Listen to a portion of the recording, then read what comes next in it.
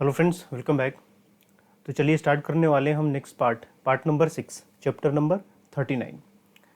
इससे पहले जो फिफ्थ नंबर पार्ट था जिसमें हमने इंदिरा गांधी के बारे में पढ़ा था और इंदिरा गांधी का समय अब ख़त्म हो चुका था। इसमें मेनली हम पढ़ने वाले हैं राजीव गांधी के बारे में। और राजीव गांधी का जो टाइम रहता है 84 से लेकर 89 तक, जिसमें ये प्राइम मिनिस्टर रहते हैं, मेनली इनके टाइम पर जो पॉलिटिकल डेवलपमेंट होते हैं हम उसको देखने वाले हैं। ठीक है, तो इसमें सबसे पहले हम प्रॉब्लम्स को देखेंगे। ठीक है, तो प्रॉब्लम्स क्या क्या आती हैं। सबसे बड़ी प्रॉब्लम इनके टाइम की एंटी सिख राइट्स। आपको पता था कि जो इंदिरा गांधी थी, ऑपरेशन ब्लू स्टार को उन्होंने चलाया था और ऑपरेशन ब्लू स्टार की वजह से ही इंदिरा गांधी का एसेसिनेशन भी होता है। ठीक है, अब इस चीज़ को देखते हुए यहाँ पर एंटी सिख राइट्स होते हैं, क्योंकि इंदिरा गांधी को जो मारने वाले उनके बॉडीगार्ड थे वो भी सिख कम्युनिटी के थे। तो कहीं ना कहीं यहाँ पर सिख कम्युनिटी है उनके खिलाफ अगेंस्ट यहाँ पर लोगों में काफ़ी आक्रोश रहता है, या फिर जो सपोर्टर हैं इनके कांग्रेस के, इनके अंदर में ऐसी चीज़ें रहती हैं। ठीक है, तो यहाँ पर एंटी सिख राइट देखने को मिलेगा 1984 में। तो 1 नवंबर 1984 को ये दंगे भड़कते हैं। ये मेनली जो नॉर्थ इंडिया है यहाँ पर आपको देखने को मिलता है, जैसे पंजाब हरियाणा हो गया, या फिर दिल्ली में भी आपको सिख रहते हैं, तो यहाँ पर आपको देखने को मिलेगा। मेनली 3 ये जगह जो थे जहाँ पर ज़्यादा कंसंट्रेशन इस रॉयट का था। और मेनली आप ये भी देखेंगे कि दिल्ली में खास करके जो नॉर्थ दिल्ली की कॉलोनियाँ थी जहाँ पर ये रहते थे, सिख कम्युनिटी के लोग रहते थे, और उसमें भी जो पुअर सेक्शन हुआ करता था इस कम्युनिटी का, वो सबसे ज़्यादा इफेक्टेड था इस रॉयट की वजह से। ठीक है, एंटी सिक्योरिटी का आपने नाम भी बहुत सुना होगा। इसके अगेंस्ट इसके लिए बहुत सारी कमीशंस भी बनी इसके इंक्वायरी के लिए, और अभी तक भी ये मुद्दे में रहता है। ठीक है, तो जब ये सिक्योरिटी स्टार्ट हुआ उस समय आप देखेंगे कि एडमिनिस्ट्रेशन या पुलिस की तरफ से किसी भी तरीके का इसके अगेंस्ट एक्शन नहीं लिया जाता है। या तो पुलिस एक ब्लाइंड आई की तरह रहती है, यानी कि बिल्कुल आंख बंद करके वहाँ पे खड़ी है, या फिर वो कहीं कहीं आप ये भी देखेंगे कि इन्होंने मॉब का या फिर जो राइट करने वाले लोग थे इनका यहाँ पर सपोर्ट भी करती है। ठीक है, और इस तरीके से यहाँ पर देखेंगे कि रॉयट जो था वो 2 दिनों तक चलता रहता है। सरकार भी कुछ नहीं कहती, पुलिस भी कुछ नहीं कहती इस रॉयट को लेके। फाइनली देखेंगे कि 2 नवंबर को यहाँ पर राजीव गांधी रेडियो और टेलीविज़न पर आकर कहते हैं कि इस तरीके का ये जो राइट हो रहा है इसको रोक देना चाहिए। और फाइनली अगले दिन ही 3 नवंबर को यहाँ पर आर्मी इंटरवेन करती है और सिचुएशन को आर्मी यहाँ पर संभालती है। कुछ दिनों के बाद आप ये देखेंगे कि जब इंदिरा गांधी का बर्थ एनिवर्सरी आता है 19 नवंबर में, तो यहाँ पर राजीव गांधी की एक स्पीच निकल के सामने आती है। राजीव गांधी ने एक स्पीच दिया कि when a great tree falls the earth around it shakes. ठीक है, यानी कि जब भी कोई एक बड़ा पेड़ गिरता है तो उसके अगल बगल की जो ज़मीन होती है या फिर जो अर्थ है वो शेक करती है, वो हिलती है। तो कहीं ना कहीं आप देखेंगे कि ये स्टेटमेंट देके राजीव गांधी ने इस रॉयट को कहीं ना कहीं जस्टिफाई किया। इनका कहने का मतलब ये हुआ कि इंदिरा गांधी के डेथ के बाद जब ये राइट हुआ तो कहीं ना कहीं ये उसी का एक इफेक्ट है जो यहाँ पर देखने को मिला। ठीक है, तो यहाँ पर ये कहा भी जाता है और बहुत लोग कहते भी हैं कि यहाँ पर गवर्नमेंट ने ही इस चीज़ को सपोर्ट किया था। गवर्नमेंट ने उस समय की राजीव गांधी की सरकार ने ही ये करवाया था। ठीक है, और इस स्टेटमेंट से जस्टिफिकेशन भी आपको लगेगा कि इसको जस्टिफाई किया जा रहा है।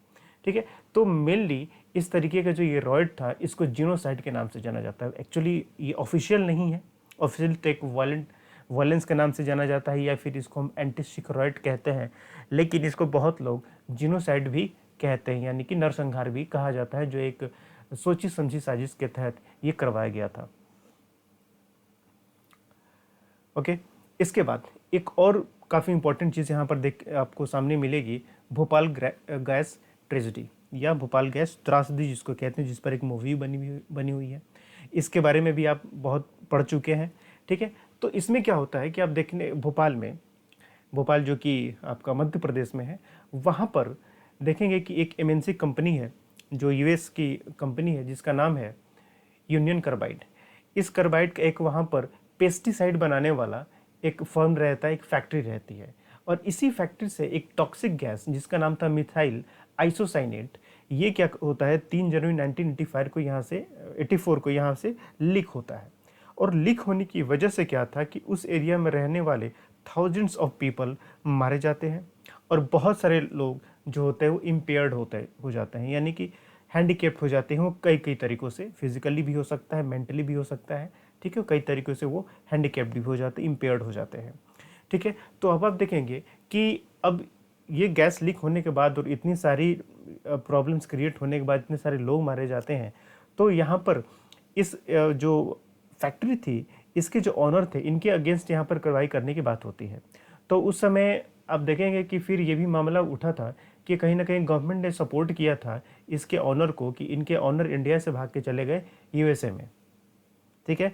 तो अब ये भी इशू ये उठा कि गवर्नमेंट उनको सपोर्ट किया, क्योंकि गवर्नमेंट ने इतना टाइम दे दिया उनको कि वो यहाँ से भाग सकते थे। अब जब यहाँ से चले गए तो फिर उन पर कोई कार्रवाई नहीं हो सकती।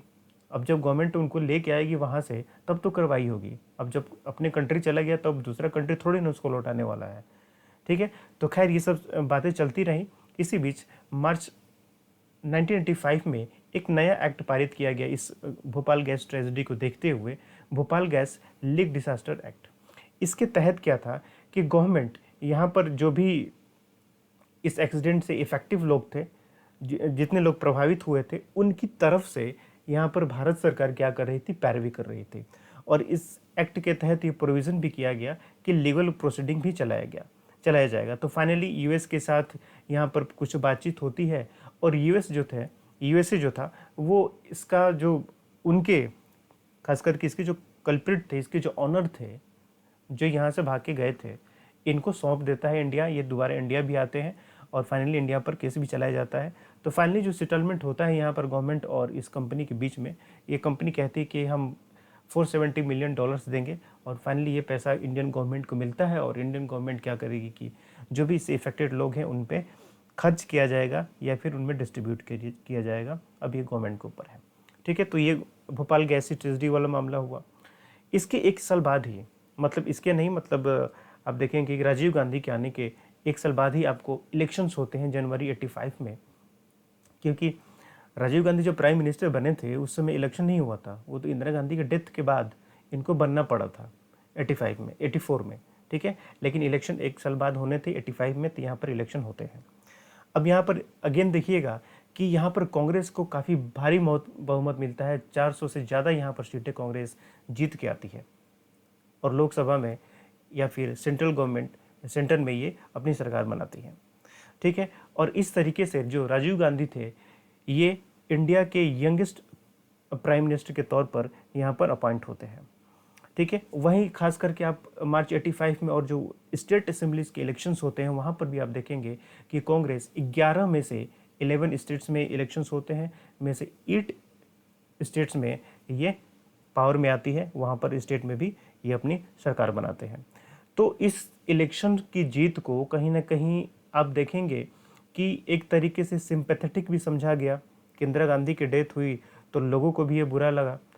तो यहाँ पर एक सिंपैथेटिक, इनको ऐसा कहा जाता है, वैसे कोई इसका हार्ड एंड फास्ट प्रूफ नहीं है, लेकिन कहा जाता है कि इसके सिंपैथी के रूप में इनको यहाँ पर वोट मिला था, ठीक है। बट ये कोई हार्ड एंड फास्ट नहीं है, ये कह जाती हैं, बातें कही जाती हैं। Tackling the tension in the states में बहुत सारी इशू चल रही थी। हमने इंदिरा गांधी के टाइम पर भी देखा कि बहुत सारे स्टेट्स एक दूसरे से अलग होना चाहते थे, कुछ स्टेट्स तो इंडिया से ही अलग होना चाहते थे, तो वो चीज़ कंटिन्यू रही। इनके टाइम पर भी, राजीव गांधी के टाइम पर भी वो कंटिन्यू रहती है और कंट्री के डिफरेंट पार्ट्स में आपको इतनी कन्फ्लिक्ट्स भी देखने को मिलेंगे।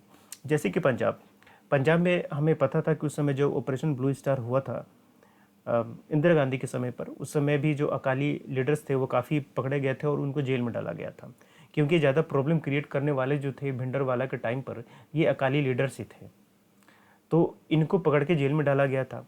तो जब इलेक्शंस हुए 1985 में, उसके बाद यहाँ पर इन अकाली लीडर्स को निकाला जाता है जेल से, और यहाँ पर जो राजीव गांधी की गवर्नमेंट थी इन अकाली लीडर के साथ कुछ एग्रीमेंट करती है, ठीक है। ये एग्रीमेंट किए जाते हैं कि आप जो ये शस्त्र और अस्त्र, जो वेपन्स उठाने वाला काम करते हैं, मिलिटेंट एक्टिविटी वाला काम करते हैं, आप इसको रोक दीजिए। तो ये लोग राज़ी भी हो जाते हैं, लेकिन जो उनके लीडर, अकाली लीडर रहते हैं हरचरण सिंह लोंगोवाल, फाइनली इनको भी मार दिया जाता है। जब ही जेल से निकलते हैं और एग्रीमेंट होता है इनके साथ, और उसके बाद इनको भी मार दिया जाता है। तो फिर वहाँ पर इलेक्शंस होते हैं। पंजाब का जो स्टेट असेंबली इलेक्शन होता है, वहाँ पर फाइनली अकाली दल ही जीत के आते हैं और पावर में ये बने रहते हैं। ठीक है, तो मिलिटेंसी ऐसा नहीं था कि ख़त्म हो गया। यहाँ पर अगेन देखेंगे कि जो गोल्डन टेम्पल था अमृतसर वाला, वो अगेन एक सेंटर बनता जा रहा था मिलिटेंसी का।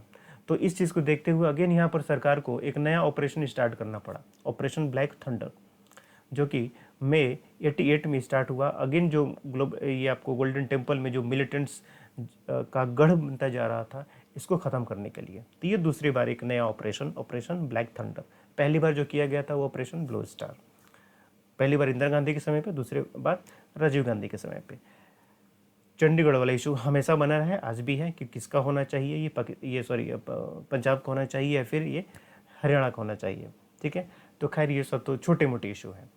इसके अलावा असम का इशू देखेंगे कि यहाँ पर राजीव गांधी और ऑल असम स्टूडेंट्स यूनियन के बीच में एक अकॉर्ड साइन होता है। अकॉर्ड मतलब एक एग्रीमेंट साइन होता है 15 अगस्त 1985 को। ये वही इशू है जो बंगाली माइग्रेशन को लेके यहाँ पर इशू था असम के साथ, और उसी का एक्सटेंशन आप देखेंगे जो 2019 में एनआरसी हुआ, ये उसी का एक्सटेंशन था।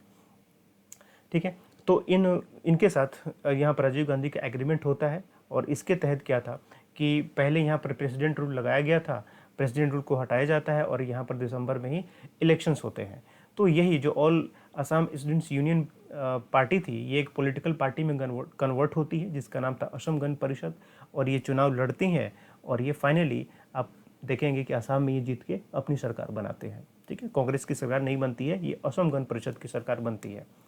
ठीक है, उसी तरीके से आप मिज़ोरम में देखेंगे 86 में, वहाँ पर भी सेंटर और जो मिज़ो कम्युनिटी में जो रिबेल्स या मिलिटेंट्स लोग हुआ करते थे, उनके बीच में यहाँ पर एग्रीमेंट होता है। तो इस एग्रीमेंट के तहत यहाँ पर क्या होता है कि जो मिलिटेंट ग्रुप था मिज़ो का या मिज़ोरम का, वो लोग क्या करते हैं कि अपने हथियार छोड़ने के लिए तैयार हो जाते हैं, और फाइनली वहाँ पर देखेंगे कि वहाँ पर भी इलेक्शंस होते हैं, और इलेक्शन के बाद ये जो मिलिटेंट ग्रुप था जिसको मिज़ो नेशनल फ्रंट के नाम से जाना जाता है, जो लाल देंगा के अंडर में था, ये फाइनली वहाँ पर जीत के आते हैं और चीफ मिनिस्टर बनते हैं। और फाइनली इसके साथ आप देखेंगे कि 87 में भी मिज़ोरम को 23rd स्टेट बना दिया जाता है इंडिया का। तो इस तरीके से मिज़ोरम वाला भी काम हो गया।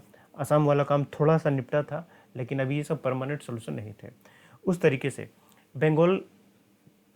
वेस्ट बंगाल का रीजन, दार्जिलिंग वाला हिस्सा, दार्जिलिंग आप देखेंगे कि यहाँ पर जो कल्चर है एक तरीके से मिक्स कल्चर पाया जाता है। यहाँ पर बंगाली लोग भी रहते हैं, यहाँ पर नेपाली लोग भी रहते हैं, तो कल्चर थोड़ा सा मिक्स हो गया है। और यहाँ पर एजिटेशंस होते रहते हैं। पिछले मुझे लगता है कि मुझे जहाँ तक याद है 2 साल पहले भी दार्जिलिंग में ये इशू उठा था कि ये लोग वेस्ट बंगाल से अलग होना चाहते हैं। तो दार्जिलिंग वाले लोग वेस्ट बंगाल से अलग होना क्यों चाहते हैं? इसका रीज़न ये है कि इन दार्जिलिंग वाले लोगों का मानना है कि वेस्ट बंगाल की जो सरकार है इनके साथ पार्शियलिटी करती है, डिस्क्रिमिनेशन करती है, इनको वो पूरे अधिकार नहीं मिलते जो बाकी के वेस्ट बंगाल के नागरिकों को या फिर उनके लोगों को मिलती हैं। ठीक है, और ख़ास करके ये इशू जो नेपाली स्पीकिंग पीपल हैं ये उनके साथ है। उनको लगता है कि हमारा थोड़ा एंसेस्टर जो लिंक है वो नेपाल से है, तो इस वजह से यहाँ पर सरकार हमारे साथ डिस्क्रिमिनेशन करती है। तो इस वजह से देखेंगे कि गोरखा नेशनल लिबरेशन फ्रंट, जो कि सुभाष घिसिंग के अंडर में था, ये एजिटेशन करते हैं और वेस्ट बंगाल से अलग होने की मांग करते हैं। लेकिन फाइनली फिर देखेंगे कि राजीव गांधी के साथ घिसिंग की मीटिंग होती है और एग्रीमेंट होता है, और दार्जिलिंग वाला एरिया जो था इसको ऑटोनोमस डिस्ट्रिक्ट काउंसिल बना दिया जाता है। तो ऑटोनोमस डिस्ट्रिक्ट काउंसिल के बारे में आप पॉलिटी में भी पढ़े हैं, इसको कुछ विशेषाधिकार मिलते हैं। ठीक है, कि यहाँ पर यह भी होता है कि कौन से पार्लियामेंट के यहाँ पर कानून लागू होंगे या नहीं होंगे, स्टेट गवर्नमेंट के जो कानून है वो लागू होंगे या ना होंगे, ये सब डिसाइड करना वहाँ पर आपको प्रेसिडेंट या फिर गवर्नर का काम होता है। तो कुछ एक्स्ट्रा आपको राइट्स मिलते हैं ऑटोनोमस डिस्ट्रिक्ट काउंसिल को। ठीक है, तो इस तरीके से यहाँ का मामला सुलझाया गया। लेकिन ये सब परमानेंट मामले नहीं थे। मैंने जैसे आपको बताया कि 2 साल पहले भी मुझे जहाँ तक याद है यहाँ पर एक और एजिटेशन देखने को मिला था वेस्ट बंगाल की गवर्नमेंट के अगेंस्ट में। ठीक है, उसी तरीके से त्रिपुरा में भी इतनी कॉन्फ्लिक्ट था किनके बीच में, बंगाली एंड ट्राइबल्स के बीच में। ये लोग वही जो है 1971 के वार के बाद से जो बांग्लादेश के लोग इंडिया के जो पड़ोसी राज्य थे वहाँ पर ये चले गए थे। तो त्रिपुरा भी पड़ोसी राज्य है बांग्लादेश से, लगता है एरिया इसका, तो यहाँ पर भी ये पहुँचे थे। तो बांग्लादेश में रहने वाले लोग मेनली बंगाली हैं, क्योंकि वो बंगाल को ही काट के बनाया गया था। ठीक है, तो अब यहाँ पर भी देखेंगे कि यहाँ पर एग्रीमेंट किया जाता है 1988 में। सेंट्रल गवर्नमेंट और त्रिपुरा नेशनल वॉलंटियर्स, जो वहाँ की जो एजुटेशन करने वाले एक ग्रुप था, इनके बीच में यहाँ पर एग्रीमेंट होता है और फाइनली ये भी अपना जो एक मिलिटेंट एक्टिविटी थी वो भी छोड़ने के लिए राज़ी हो जाते हैं। इसके बाद अगेन असम में ही अपने ही लोगों के अगेंस्ट आपको लड़ाई देखने को मिलेगी, जो करते हैं बोडो ट्राइबल्स के लोग। तो बोडो ट्राइबल्स के जो लोग हैं वो अपने ही लोगों से, असामीज जो लोकल असामीज हैं उनके ही अगेंस्ट ये खड़े हो जाते हैं। ठीक है, अब इनका भी ये मांग, देखिए बोडोलैंड, अब ये लोग अलग स्टेट की मांग करते हैं, बोडोलैंड जिसको हम कहते हैं। तो वैसे बोडोलैंड बना नहीं है, लेकिन इसको भी, बोडोलैंड को भी ऑटोनोमस टेरिटोरियल एरिया बनाया गया है। तो यहाँ पर इशू ये क्या था कि देखिए, अब मान लीजिए जैसे कि 3 गांव हैं, ए, बी और सी। ठीक है, कुछ बोडो यहाँ पर भी रहते हैं, यहाँ पर भी रहते हैं, यहाँ पर भी रहते हैं, ये बोडो है। ठीक है, तो इनका कहना था कि जिन जिन एरिया में बोडो रहते हैं उन सबको मिला के एक स्टेट बना दीजिए। ठीक है, और उसमें क्या हो कि जितने भी रूल्स हो या कानून हो वो हमारे अकॉर्डिंग वहाँ पे चलेंगे। ठीक है, लेकिन अब इशू ये था कि अगर मान लीजिए यहाँ पर बोडो, तीनों जगह बोडो रहते हैं, तो इसका मतलब ये नहीं है ना कि सिर्फ तीनों जगह सिर्फ बोडो ही रहते हैं। यहाँ पर दूसरे ट्राइब्स भी हैं, यहाँ पर भी दूसरे ट्राइब्स हैं, दूसरे ट्राइब्स हैं। जब तीनों को मिला के हम एक बोडो लैंड कर देंगे और वहाँ पर सिर्फ बोडो के अकॉर्डिंग रूल आपके उनके कस्टम्स यूज होंगे, तो बाकी के जो यहाँ पर ट्राइब बचे इन गाँव में बोडो के अलावे, फिर उनके अधिकारों का क्या होगा? ठीक है, वो तो डिस्क्रिमिनेट हो जाएंगे, क्योंकि एक गांव में तो सिर्फ एक ही लोग नहीं रहते हैं, वहाँ पे कई सारे ट्राइब्स के लोग रहते हैं। तो इस चीज़ को देखते हुए यहाँ पर गवर्नमेंट ने कोशिश भी की, इन कुछ गाँवों को मिला के, भले इसको अलग स्टेट नहीं बनाए, लेकिन इसको आप देखेंगे कि टेरिटोरियल, ऑटोनोमस टेरिटोरियल एरिया बनाने यहाँ पर बनाया है सेंट्रल गवर्नमेंट ने। ठीक है, तो यहाँ पर भी मामला थोड़ा सा सुलझाने की कोशिश की गई, लेकिन ये भी परमानेंट सोल्यूशन नहीं था। खास करके बोडो ट्राइबल्स को ऐसा लगा, इस वजह से आज भी बोडोलैंड को लेके आवाज़ें उठती रहती हैं।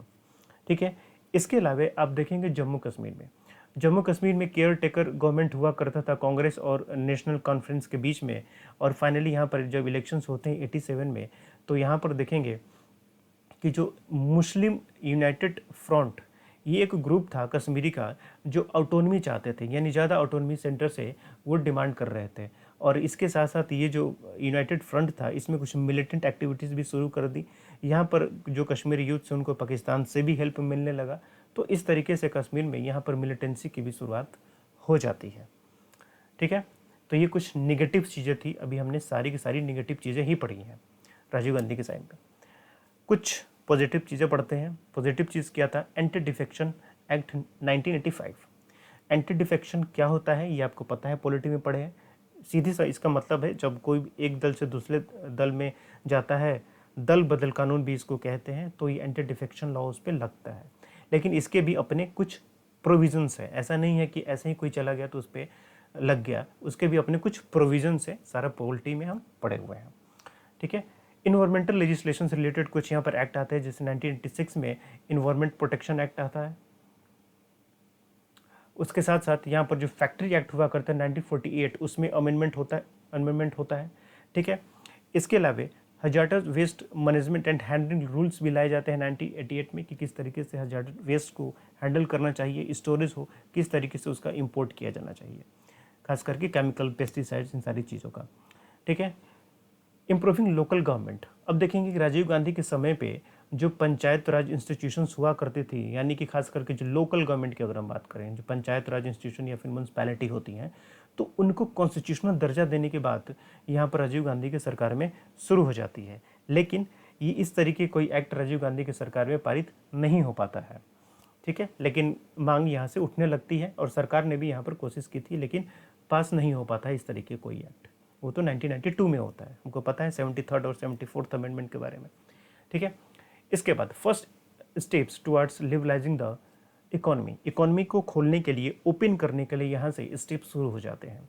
तो आप देखेंगे राजीव गांधी ने अपने गवर्नमेंट में वीपी सिंह को एज फाइनेंस मिनिस्टर रखा था, जिन्होंने धीरे धीरे क्या किया कि इकोनॉमी को खोलने के लिए, ओपन करने के लिए यहाँ पर प्रयास शुरू कर दिए थे। जैसे कि आप देखेंगे कि लाइसेंसिंग जो स्कीम था, जो लाइसेंस दिए जाते थे उसको सिंप्लीफाई किया जाने लगा। जो डिफरेंट ड्यूटीज़ वगैरह लगती थी उनका रिडक्शन होने लगा। एक्सपोर्ट को प्रमोट करने के लिए कुछ इंसेंटिव्स भी दिए जाने लगे। टैक्स रेट को रिड्यूस करने किया जाने लगा खास। लेकिन यहाँ पर जो कंज्यूमर ड्यूरेबल्स होती थी या फिर एयर ट्रैवल जो होता था उस पर टैक्सेस बढ़ा दिया गया। इसकी वजह से ये सारी चीज़ें थोड़ी महंगी हो गई।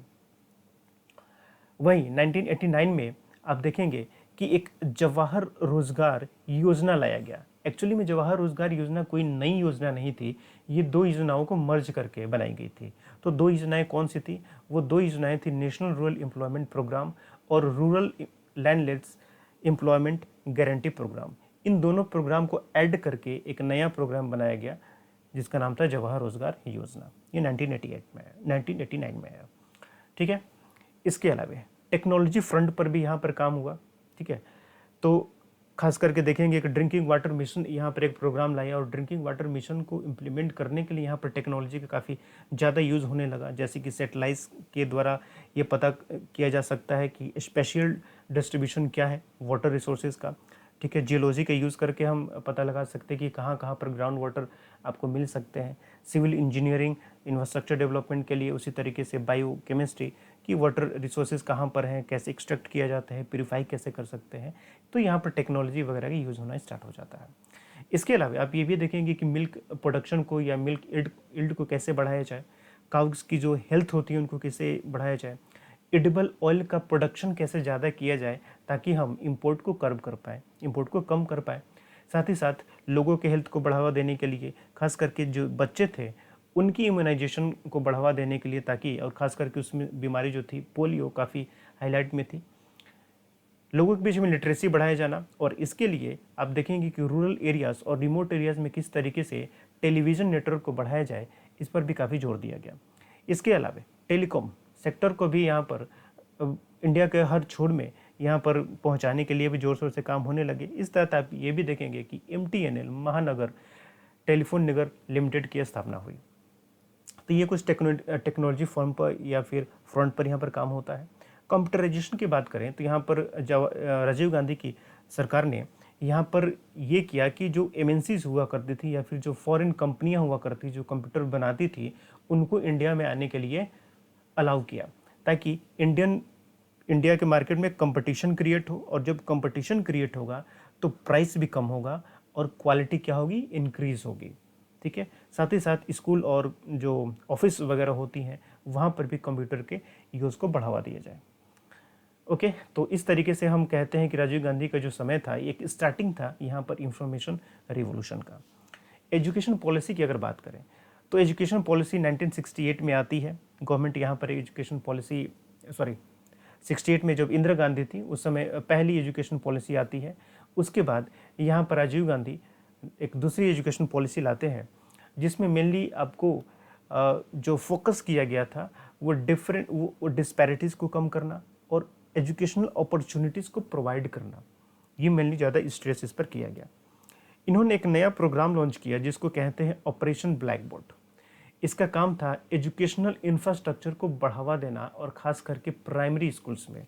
ठीक है। तो ऑपरेशन ब्लैक बोर्ड याद रखिएगा। खैर ब्लैक बोर्ड तो इससे पता चलेगा कि कुछ एजुकेशन से रिलेटेड है तो आपको याद रहेगा। ठीक है। इसके अलावा आप ये भी देखेंगे कि यहाँ पर इग्नू जो खास करके डिस्टेंस लर्निंग के लिए फेमस है, इसका इस्टेब्लिशमेंट होता है। और इसके अलावा हर डिस्ट्रिक्ट में आपको जवाहर नवोदय विद्यालय ये भी आपको नज़र आएगा जो आपको 1986 की एजुकेशन पॉलिसी में था। ठीक है। तो नवोदय विद्यालय जो होता है मेनली एक रेजिडेंशियल स्कूल होता है, हर डिस्ट्रिक्ट में आपको मिलेगा। ठीक है। और कुछ नेगेटिव साइड की बात करें इनकी, जो गवर्नमेंट ने कुछ नेगेटिव साइड की, इससे पहले जो हम नेगेटिव साइड पढ़ रहे थे तो गवर्नमेंट की नेगेटिव साइड नहीं थी, क्योंकि अब किसी स्टेट में अगर एजिटेशन हो रहा है तो उसमें गवर्नमेंट का क्या दोष है। लेकिन यहाँ पर गवर्नमेंट ही कुछ गलत काम करती है उस समय, वो नेगेटिव साइड। पहला, शाहबानो केस 1985। शाहबानो केस के बारे में भी आपको बहुत पता है और ख़ास करके ट्रिपल तलाक को लेके आपको पता है शाहबानो का केस। तो यहाँ पर भी यही इशू था, ट्रिपल तलाक। इनके जो हस्बैंड थे इन्होंने ट्रिपल तलाक के जरिए इनको डिवोर्स दे दिया और ये मामला सुप्रीम कोर्ट में गया। सुप्रीम कोर्ट ने इसको इलीगल कर दिया और कहा कि इस तरीके का जो भी चीज़ें हैं वो मान्य नहीं होंगी। ठीक है। लेकिन अब यहाँ पर गवर्नमेंट क्या करती है, यानी कि सेंट्रल गवर्नमेंट ये सुप्रीम कोर्ट के जजमेंट को डाइल्यूट करने के लिए एक नया एक्ट लेके आती है। ठीक है, सुप्रीम कोर्ट के जजमेंट को डाइल्यूट करने के लिए एक नया बिल लेके आती है जिसका नाम था मुस्लिम women protection of rights on divorce bill, जिसको 1986 में हाउस में रखा गया और बिल पास भी हो जाता है और ये एक्ट भी बन जाता है। यानी कि सुप्रीम कोर्ट के जजमेंट को ही यहाँ पर इन्होंने रिवर्स करने की कोशिश की, यानी कि इन्होंने ट्रिपल तलाक को सही ठहराने की कोशिश की। इस चीज़ को देखते हुए जो इनके मिनिस्टर हुआ करते थे, minister of state in home ministry, जिनका नाम था आसिफ मोहम्मद खान, इन्होंने इस्तीफा दे दिया क्योंकि ये सख्त खिलाफ थे ट्रिपल तलाक के। लेकिन सरकार जब ट्रिपल तलाक को सही ठहरा रही थी तो इन्होंने होम मिनिस्ट्री से रिज़ाइन कर दिया, जिनका नाम है आरिफ मोहम्मद खान, और इन्होंने बाद में कांग्रेस को भी छोड़ दिया। आप देखेंगे अभी जब इलेक्शंस होते हैं 89 में राजीव गांधी के कार्यकाल के बाद, तो उस समय आरिफ मोहम्मद भी आते हैं लाइमलाइट में। ठीक है, उस समय कांग्रेस भी छोड़ दी इन्होंने। बाबरी मॉस्क गेट ओपनिंग, चलिए अब तो राम मंदिर बनने वाला है, प्रधानमंत्री 5 अगस्त को जाके उद्घाटन भी करेंगे हमारे। खैर, तो बाबरी मस्जिद का इशू भी आपको पता है क्या होता है, लेकिन मेनली यहाँ पर जो गेट ओपनिंग इशू था, यहाँ पर यह था कि बाबरी मस्जिद और राम मंदिर, बगल में एक छोटा सा राम मंदिर भी था जहाँ पर दोनों लोग अपना करते थे, एक तरफ हिंदू और बाबरी मस्जिद में मुस्लिम। तो बाबरी मस्जिद का गेट बंद था, गेट बंद कर दिया था काफ़ी पहले ही समय से। लेकिन यहाँ पर देखेंगे कि अयोध्या के जो लोकल मजिस्ट्रेट थे, उन लोकल मजिस्ट्रेट के ऑर्डर पर ये गेट ओपन कर दिया जाता है बाबरी मस्जिद का। और गेट ओपन करने के बाद यहाँ पर अगेन क्रिएट होती है प्रॉब्लम, यहाँ पर क्रिएट होती है राइट्स। ठीक है, अब ये इस सिचुएशन ये हो गया था यहाँ पर कि आखिर ये जो बाबरी मस्जिद का जो गेट हुआ ये खोला क्यों गया, इसको जिम्मेदार तो एक तो बात ये आ रही थी कि वहाँ के जो लोकल मजिस्ट्रेट थे उन्होंने कहा था इसको खोलने के लिए, उनके ऑर्डर पर खोला गया। तो फिर बात यहाँ पर सेंट्रल गवर्नमेंट की कही गई कि आप कहाँ थे। ठीक, तो यहाँ पर देखिए इसको खोलने के एक पॉलिटिकल रीज़न भी बताए जाते हैं कि यहाँ पर इलेक्शन होने वाले थे। ठीक है, तो अब इलेक्शन होने वाले थे तो हमें इसका बेनिफिट मिल पाए, मुस्लिम कम्युनिटी का भी बेनिफिट मिल पाए, इसलिए इन सारी चीज़ों को कहा गया था, इसको खोला गया था। ठीक है, ये पॉलिटिकल हिस्सा है ऐसा कहा जाता है, लेकिन ये तो कोई हम हार्ड एंड फास्ट कह नहीं सकते है ना, कोई पार्टी आगे तो कहेगी नहीं कि हमने पॉलिटिकल बेनिफिट के लिए कहा या फिर किया ये सब, लेकिन ये बातें उस समय चल रही थी। ठीक है, तो ये सारी चीज़ थी। एक बोफोर्स स्कैंडल आया। डिफेंस सेक्टर में 2 स्कैंडल बड़े फेमस हैं, एक बोफोर्स स्कैंडल और एक ये जो आपका राफेल आता है। राफेल अभी जो हमारे इस महीने में शायद 27 तारीख को आने वाला है, ठीक है, फ्रांस से। तो ये 2 स्कैंडल और करप्शन से रिलेटेड मामले काफ़ी फेमस है। ठीक है, तो यहाँ पर भी बोफोर्स के लेके भी वही इशू था। यहाँ पर भी डिफेंस मिनिस्टर जो थे और जो इंडिया के बड़े इंडस्ट्रियल लोग थे इंडस्ट्री के, उन पर ये चार्जेस लगे थे कि यहाँ पर जो इंडस्ट्री के बड़े लोग थे इन्होंने मीडिएशन का काम किया था भारत सरकार और वहाँ की कंपनी के जो बोफोर्स बनाती है उस कंपनी के बीच में। और इसके लिए यहाँ पर जो कुछ पॉलिटिशियंस थे, यहाँ तक डिफेंस मिनिस्टर को भी कुछ पैसे दिए गए थे। ठीक है, तो ये एक स्कैंडल था, बोफोर्स स्कैंडल वाला मामला। वैसे इसमें कुछ हुआ नहीं, लेकिन बाद में डिफेंस मिनिस्टर भी इस्तीफ़ा दे दिए अपनी, लेकिन इसके जांच में या फिर कुछ ऐसा कुछ निकल के सामने नहीं आया। ठीक है, एग्रेरियन अनरेस्ट, इसमें 1987 में देखेंगे ड्रॉट आता है और यहाँ पर कुछ फार्मर्स ऑर्गेनाइजेशन भी फॉर्म किए जाते हैं, जैसे शेतकारी संगठन था शरद जोशी के नेतृत्व में, भारतीय किसान यूनियन था महेंद्र सिंह टिकैत के नेतृत्व में। अब यहाँ पर क्या था कि यहाँ पर ये जो फार्मर्स ऑर्गेनाइजेशंस थे ये डिमांड कर रहे थे कि एग्रीकल्चर जो प्रोड्यूस है इनके प्राइसेस हाई होने चाहिए, यानी कि जो प्रोडक्शन होता है जो ग्रेन्स वगैरह हैं, फूड ग्रेन्स, इनकी जो प्राइसेस हो वो हाई होने चाहिए ताकि किसानों को ज़्यादा पैसा मिले। और गवर्नमेंट क्या करे कि ये जो पावर पर सब्सिडी लगती है ना वो उसको और बढ़ा दे। ठीक है, पावर पर सब्सिडी यानी कि जो बिजली पर सब्सिडी लगती है एग्रीकल्चर पर्पज़ के लिए उसको और बढ़ा दे। ठीक है, तो मेनली अपने फ़ायदे की यहाँ पर ये ऑर्गेनाइजेशन बात करते हैं कि किसानों का इनकम बढ़े। लेकिन यहाँ पर एक ध्यान देने वाली ये बात है कि ये जो फार्मर्स ऑर्गेनाइजेशन थे ये मेनली बड़े किसान थे। ठीक है। ये मेनली जो रिच पीपल या रिच फार्मर्स या फिर मिडिल लेवल के जो फार्मर्स हुआ करते थे, ये वो फार्मर्स थे। ये स्मॉल या पुअर क्लास के, पुअर सेक्शन के जो फार्मर्स थे, ये उनका ऑर्गेनाइजेशन नहीं था। तो डेफिनेटली यहाँ पर फ़ायदा भी होने वाला था, तो वो बड़े किसानों को ही फ़ायदा होता ज़्यादा। फॉरेन रिलेशन की बात करें तो अगेन फॉरेन रिलेशन, आप जैसे जनता पार्टी की सरकार में आप देखेंगे कि सबके साथ अच्छे संबंध बनाने की कोशिश की गई थी, उसी तरीके से यहाँ पर भी राजीव गांधी सरकार में भी इस तरीके के काम होते हैं। सबके साथ अच्छे संबंध यहाँ पर बनाने की कोशिश की जाती है, चाहे वो यूएसए हो, चाहे वो यूएसएसआर हो, चाहे वो चाइना हो, सबके साथ अच्छे यहाँ पर रिलेशन बनाने की कोशिश की जाती है। ठीक है। इसके अलावा आप देखेंगे कि 1988 में यूनाइटेड नेशंस जनरल असेंबली की मीटिंग होती है, वहाँ पर भी राजीव गांधी जाते हैं और यहाँ पर भी मेनली आपको न्यूक्लियर वेपन फ्री और न्यूक्लियर वॉलेंट वर्ल्ड ऑर्डर की बात करते हैं। ठीक है। इसके साथ यहाँ पर कुछ देशों की मदद भी की जाती है, खास करके जो साउथ एशियन कंट्रीज है, जैसे कि सियाचिल्स हो गया, मालदीव हो गया, श्रीलंका हो गया, यहाँ पर भी कुछ मदद की जाती है। जैसे कि 1986 में क्या होता है कि सियाचिल्स में कूप होता है और वहाँ पर सत्ता को पलटने की कोशिश की जाती है, कैप्चर करने की कोशिश की जाती है। तो वहाँ पर सियाचिल्स के जो प्रेसिडेंट थे, उन्होंने राजीव गांधी से रिक्वेस्ट की, इंडियन गवर्नमेंट से रिक्वेस्ट की कि आप हमारी मदद कीजिए। तो मदद करने के लिए इंडियन नेवी यहाँ से जाती है और इस ऑपरेशन को कहा जाता है ऑपरेशन फ्लावर और ब्लूमिंग, याद रखिएगा। तो ऑपरेशन फ्लावर और ब्लूमिंग किससे रिलेटेड है? सियाचिल से रिलेटेड है। इसी तरीके का 1988 में मालदीव में भी होता है, वहाँ पर भी सत्ता कैप्चर करने की कोशिश की जाती है। तो अगेन यहाँ पर भारत की तरफ से मदद भेजा जाता है वहाँ पर। ठीक है। तो ये यहाँ पर होता है मालदीव में।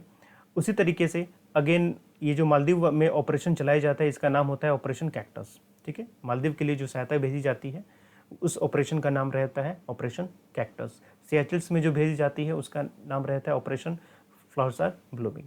ठीक है। तो ऑपरेशन का नाम याद रखिएगा खास करके। उसी तरीके से अगेन सियाचिन डिस्प्यूट पर जो क्वाइद पोस्ट था, इसको रीऑक्युपाइड करने के लिए ऑपरेशन चलाया जाता है, जिसका नाम था ऑपरेशन राजीव। ये सब काफ़ी इंपॉर्टेंट है, बहुत सारे ऑपरेशन इंदिरा गांधी से के टाइम से चलते आ रहे हैं, इन सबको याद रखिएगा कि कौन से ऑपरेशन किस चीज़ के लिए थे। ठीक है। वहीं दिसंबर 1988 में देखेंगे कि राजीव गांधी जवाहरलाल नेहरू के बाद ये पहले प्राइम मिनिस्टर थे जो ये चाइना विजिट करते हैं। ठीक है। लेकिन जनता पार्टी की सरकार में भी लोगों ने चाइना के विजिट किया था, लेकिन वो करने वाले कौन थे? वो विजिट करने वाले थे अटल बिहारी वाजपेयी, जो उस समय के एक्सटर्नल अफेयर्स मिनिस्टर थे, प्राइम मिनिस्टर नहीं थे। ठीक है। लेकिन नेहरू के बाद पहले प्राइम मिनिस्टर राजीव गांधी होते हैं चाइना जाने वाले। इसके बाद IPKF मिस एडवेंचर। IPKF का मतलब होता है इंडियन पीस कीपिंग फोर्स। ठीक है। तो ये श्रीलंका से रिलेटेड है। श्रीलंका में भी इथनिक कॉन्फ्लिक्ट आपको देखने को मिलते हैं, खास करके जो वहाँ की शेहला मेजोरिटी है और जो तमिल माइनॉरिटी है। ठीक है। तमिल माइनॉरिटी मेनली जो जिनका एंसेस्टर आपको तमिलनाडु से जुड़ता हुआ नज़र आएगा, और ये श्रीलंका के आप देखें कि ये जो नॉर्थ ईस्ट वाला एरिया होता है, ये यहाँ पर रहते हैं, ज़्यादा इनकी मेजोरिटी वहाँ पर है, तमिल वालों की इधर। ठीक है। नॉर्थ ईस्ट वाला एरिया। ठीक है। तो यहाँ पर क्या था कि यहाँ पर श्रीलंका में आप ये देखेंगे कि श्रीलंका की गवर्नमेंट ने क्या किया कि शेहला, ये जो इनकी लैंग्वेज होती है, शेहली लैंग्वेज जो होती है, इसको कंट्री की ऑफिशियल लैंग्वेज बना दिया। ठीक है। अब वहीं जो तमिल वाले लोग थे, उनका कहना था कि उनको भी, उनके लैंग्वेज को भी बराबर का अधिकार मिलना चाहिए। यानी कि आपने शेहला को ऑफिशियल लैंग्वेज बनाया है, तो आप तमिल को भी ऑफिशियल लैंग्वेज बनाइए। उनको भी बराबर का हक चाहिए था, बस वो डिमांड कर रहे थे, लेकिन श्रीलंकाई गवर्नमेंट ने करने से मना कर दिया। तो अब आप देखेंगे कि तमिल अब यहाँ पर अपने ज़्यादा ऑटोनमी के लिए ज़्यादा अधिकारों की मांग करने लगते हैं। तो इस चीज़ को देखते हुए वहाँ पर एक मिलिटेंट ऑर्गेनाइजेशन बनाया जाता है, जिसका नाम था लिट्टे, जो आपने सुना होगा, liberation tigers of Tamil Eelam. और इसके जो मुखिया थे, उनका नाम था वेलुपिनाल प्रभाकरन। मेनली ये प्रभाकरन इनको कहा जाता है, वेलुपिनाल आपने नहीं सुना होगा, प्रभाकरन ही इनको कहते हैं। ठीक है। तो इनके लीडरशिप में यहाँ पर एक लिट्टे तैयार होती है, जो एक मिलिटेंट ग्रुप होती है, जो तमिल माइनॉरिटी के अधिकारों की मांग करने के लिए बनाई जाती है। तो मेनली मिलिटेंट ग्रुप थी, ये शेहली मेजोरिटी के अगेंस्ट लड़ने लगते हैं। ये जो श्रीलंकन आर्मी होती है, श्रीलंकन फोर्स होती है, उसके साथ ही लड़ने लगते हैं। ठीक है। तो ये सारा का सारा अनरेस्ट क्रिएट होता है वहाँ पर श्रीलंका में। तो अगेन यहाँ पर श्रीलंका भी क्या करती है कि इंडिया से ये लोग सहायता मांगते हैं, राजीव गांधी सहायता मांगते हैं। तो राजीव गांधी ने अपना इंडियन पीस कीपिंग फोर्स भेजा था। लेकिन उससे पहले, जब तक हमारी फोर्स वहाँ पर जाए, उससे पहले यहाँ पर देखेंगे कि एक नया ऑपरेशन चलाया गया जिसका नाम था ऑपरेशन ईगल मिशन 4 या फिर ऑपरेशन पूमलाई। एक्चुअली ऑपरेशन कोई लड़ाई के लिए नहीं था। ये ऑपरेशन मेनली ये था कि ये जो तमिल माइनॉरिटी के लोग थे, इनके यहाँ काफ़ी स्कार्सिटी रहती थी, खास करके फूड की भी स्कार्सिटी रहती थी। तो आप देखेंगे कि यहाँ पर जो इंडियन गवर्नमेंट थी, इन्होंने हेलीकॉप्टर्स या फिर एयर मार्ग के थ्रू यहाँ पर जो फूड पैकेट्स थे, यहाँ पर ह्यूमैनिटेरियन ग्राउंड पर, मानवता के बेसिस पर ये फूड आर्टिकल्स को वहाँ पर गिराते हैं उन रीजन्स में जहाँ पर तमिल रहते हैं। ठीक है। और यहाँ पर कहा भी गया था श्रीलंकन अथॉरिटी से कि इंडियन अथॉरिटी को यहाँ पर रोका नहीं जाएगा। तो इस ऑपरेशन को नाम दिया गया ऑपरेशन पूमलाई या फिर ईगल ऑपरेशन 4। तो एक नया ऑपरेशन आ गया, इसको भी याद रखना है। ठीक है। Now Indo Sri Lanka accord 1987। ये अकॉर्ड जो साइन होता है, ये साइन होता है राजीव गांधी और जयवर्धने के बीच में। जयवर्धने जो कि श्रीलंकन प्रेसिडेंट होते हैं, जिनका ख्याल थोड़ा वेस्टर्न टाइप का ख्याल रहता है। ओके। तो 87 का जो अकॉर्ड या फिर एग्रीमेंट इन दोनों लोगों के बीच में साइन होता है, इसके बीच में क्या क्या, इसके एग्रीमेंट के तहत क्या क्या प्रोविजंस किए गए थे वो थोड़ा देख लें। इनके में प्रोविज़न ये कहा गया था कि जो सिंहली मेजोरिटी है उनके बराबर ही तमिल माइनॉरिटी को भी अधिकार दिए जाएंगे। ठीक है। साथ ही साथ यहाँ पर जो श्रीलंकन ट्रूप्स इन नॉर्थ और तमिल वाले एरिया में रह रही हैं, ये वहाँ से बाहर निकलेंगी। जो तमिल मिलिटेंट्स हैं वो अपने हथियार क्या करेंगे, छोड़ देंगे, यानी वो भी सरेंडर कर देंगे, यानी कि लिटिक भी ख़त्म होगा, ऐसा कहा गया। ठीक है। इसके साथ साथ यहाँ पर तमिल लैंग्वेज जो है उसको भी ऑफिशियल लैंग्वेज बनाया जाएगा। ओके। ये सारी चीज़ें भी कही गई। लेकिन ये उसी तरीके से हुआ जिस तरीके से अफ़गानिस्तान में हुआ। अब आप न्यूज़पेपर वगैरह पढ़ते होंगे, जानकारी अगर होगा तो आपने देखा कि यूएसए तालिबान के साथ बात कर रहा था क्योंकि उसको अफ़गानिस्तान से बाहर निकलना था। लेकिन इस यूएसए और तालिबान के बीच में जो बातचीत हुई, इसमें अफ़गानिस्तान को शामिल ही नहीं किया गया। अब जिसके लिए बातचीत कर रहे हैं आप उसी को शामिल नहीं कर रहे हैं। तो उसी तरीके का सिचुएशन यहाँ पर भी हुआ कि यहाँ पर बात किसके लिए हो रही थी, तमिल के लिए बात हो रही थी, तमिल माइनॉरिटी के लिए। किसके बीच में, भारत सरकार और श्रीलंकन सरकार के बीच में। लेकिन इस बातचीत में तमिल माइनॉरिटी या तमिल के लोगों को शामिल ही नहीं किया गया। ठीक है। तो इनको भी बुरा लगा कि जब हमारे लिए बातचीत हो रही है तो हमें भी उसमें शामिल किया जाना चाहिए। तो इसलिए अब देखेंगे कि लिट्टे ने कहा कि नहीं भाई, हम तो हथियार नहीं रखने वाले हैं। ठीक है, हम सरेंडर नहीं करेंगे, ये काम चलता रहेगा। ठीक। और उसके बाद देखेंगे कि इस एकॉर्ड के तहत ही यहाँ पर राजीव गांधी यहाँ पर, या फिर जो हम कह लें सेंट्रल गवर्नमेंट इंडिया की, ये Indian peace keeping force Sri Lanka में भेजती है। और फाइनली धीरे धीरे देखेंगे कि इस फोर्स के साथ और लिट्टे के साथ कन्फ्रंट्रेशन भी स्टार्ट हो जाता है। इन दोनों के बीच में वॉर टाइप की सिचुएशन क्रिएट हो जाती है और ये वॉर में लग भी जाते हैं। Finally Indian peace keeping force जो होती है वो जाफना को कैप्चर कर लेती है, जाफना जो कि श्रीलंका में ही, और ये लिट्टे का हेडक्वार्टर था। तो जब लिट्टे जाफना से हट जाती है तो ये लिट्टे के जो मेंबर्स होते हैं, मिलिटेंट्स, ये जंगलों में चले जाते हैं और जंगलों से ये गोरिल्ला टैक्टिक्स जो वार होता है ना, छिप के लड़ाई करना, ये वो स्टार्ट कर देते हैं। ठीक। ये सारी चीज़ें होती हैं और फाइनली कुछ ज़्यादा मिलता नहीं है इंडियन गवर्नमेंट को या फिर इंडिया की जो फोर्स गई थी वहाँ पर, और फाइनली यहाँ की फ़ोर्स को बुला लिया जाता है वापस। ओके। और उसके बाद जब इलेक्शंस होते हैं, 89 में भी इलेक्शंस होते हैं, देखेंगे हम उसको भी देखेंगे।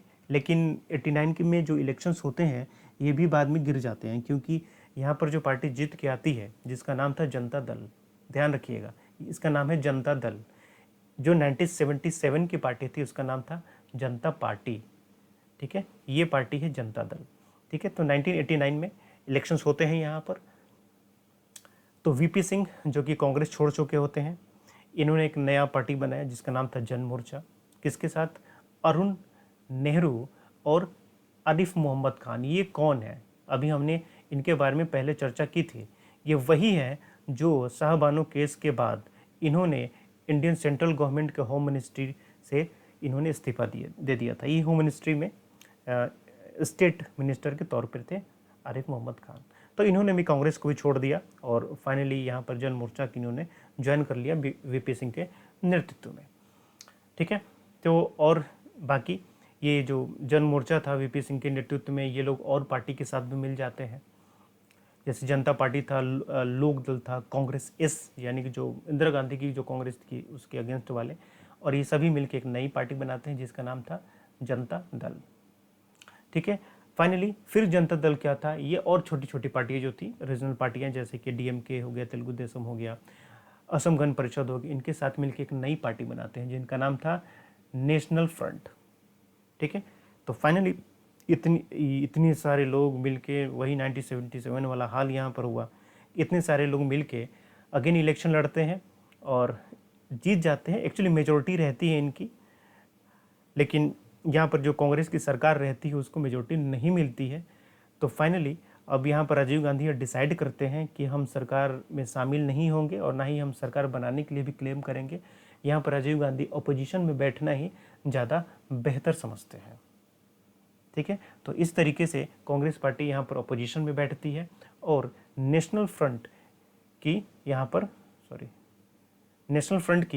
पर सरकार बनती है। तो वैसे नेशनल फ्रंट की सरकार यहाँ पर ज़्यादा चलती नहीं आगे, वो गिरेगी, खैर वो हम अगला मैटर है उसमें देखेंगे। लेकिन जब इनकी सरकार गिर जाती है उसके बाद फिर 91 में